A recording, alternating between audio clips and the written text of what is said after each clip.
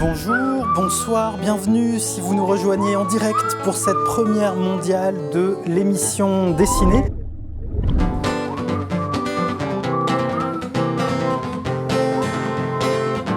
En quelques années, sans s'en rendre compte, on a glissé dans un monde où nos faits, nos gestes sont traçables et pour certains tracés. Les achats, les voyages, les déplacements, les communications, SMS, mails, réseaux sociaux, etc. Comment ça se passe au Parlement? Comment vous êtes perçu? Est-ce que vous avez l'impression qu'il y a une prise de conscience? Non, il n'y a absolument pas de prise de conscience, puisqu'on part du principe que si vous n'avez rien à cacher, vous n'avez aucun souci à vous faire.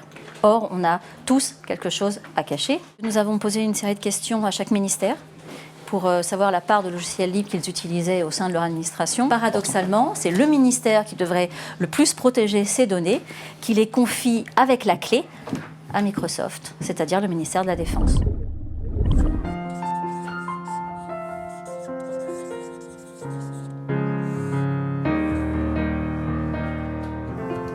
Pertinence associée à l'impertinence, c'est presque, on pourrait appeler ça, presque qualifier ça de la charte du Saint Presse. Effectivement, il faut qu'on soit pertinent parce qu'il faut qu'on se base quand même sur des informations à peu près fiables et impertinent parce qu'on ne peut pas se contenter de reproduire la langue de bois qui accourt un peu partout. On a un message direct à faire passer à certains. Moi, je ne m'en prive pas, bien sûr. J'envoie des messages fréquents oui, à certaines personnalités. Ouais. Jean-François Copé, par exemple, j'adore lui envoyer des messages, Jean-François Copé. Ça, c'est un choix du public, c'est Jean-François Copé, député et maire UMP. Il a des intonations comme Sarkozy, et il lui ressemble beaucoup, même physiquement, sauf que ses sourcils vont dans l'autre sens. Sarkozy est toujours un petit peu froncé, et Jean-François a toujours les sourcils un peu levés, genre c'est jamais de sa faute. Big Malion, je connais pas. Et alors, il sourit rarement, mais ça se voit que c'est un coquin quand même. Hein.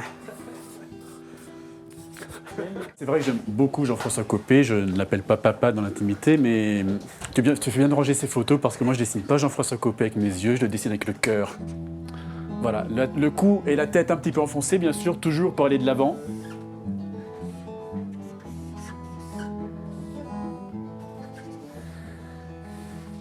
Et son petit cœur. Attendez, oui c'est là, ici.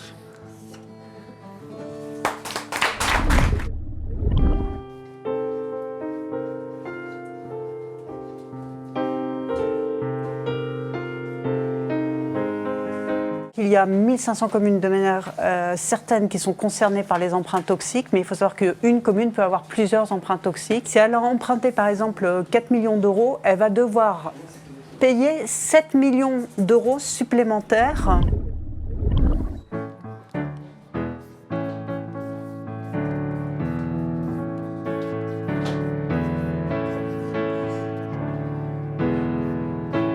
L'éditeur a quand même toujours une fonction de communication qualitative.